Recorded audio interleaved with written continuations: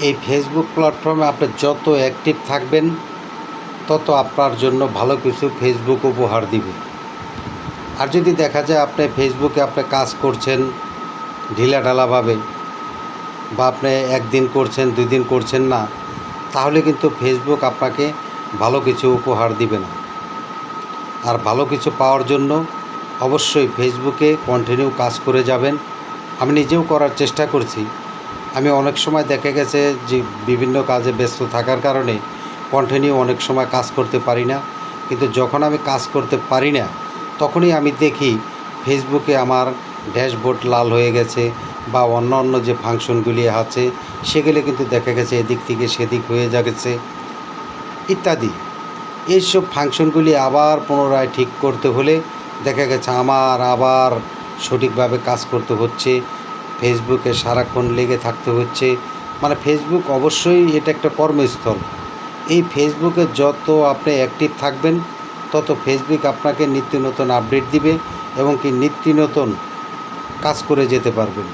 আরেকটা হলো যে ফেসবুক, অনেক বন্ধুরা আছেন যে ফেসবুকে ঢুকলেই বা ভিডিও ছাড়লেই হয়তো চিন্তা করেন যে আমার ভিডিওটি ভাইরাল হবে। না ভাই, আপনার ভিডিও অত সহজে ভাইরাল হবে না।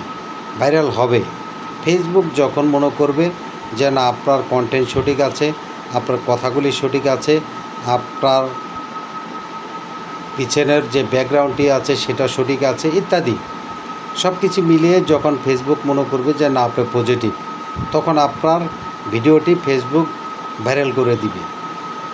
আর ভাইরাল হওয়ার জন্য অনেক কিছু কাজ আছে, যে কাজগুলি আপনি ফেসবুকে ইতিমধ্যেই সঠিকভাবে করতে হবে। কারণ আমি অনেক সময় আমি নিজেকেই বলি, যখন আমি ফেসবুকে সারাক্ষণ অ্যাক্টিভ থাকছি তখন কিন্তু ফেসবুক আমাকে আমার ভিডিওগুলি বন্ধুদের মাঝে ছড়িয়ে ছিটিয়ে দেওয়ার চেষ্টা করছেন বা দিচ্ছেন। আমিও চেষ্টা করছি বন্ধুদের মাঝে ছড়িয়ে ছিটিয়ে থাকার জন্য, কিন্তু অনেক সময় দেখা গেছে বিভিন্ন কাজে ব্যস্ত থাকার কারণে আমি কিন্তু সেইভাবে অ্যাক্টিভ থাকতে পারি না।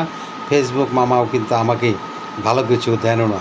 আর না দিলেও তারপরও আমি খুশি, ফেসবুক আমাকে মনিটাইজেশন দিয়েছেন।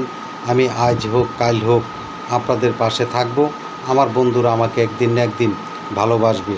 আর এই ভালোবাসাটা ধরে রাখার জন্য ফেসবুক মামাকে আমি অভিনন্দন জানাই।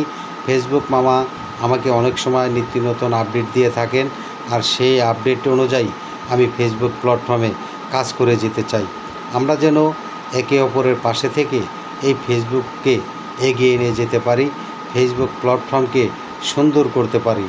আরেকটি বিষয় হলো যে দেখেন, এই ফেসবুকে কাজ করতে এসে অনেক সময় অনেক বন্ধুদের দেখি যে হিংসা করেন।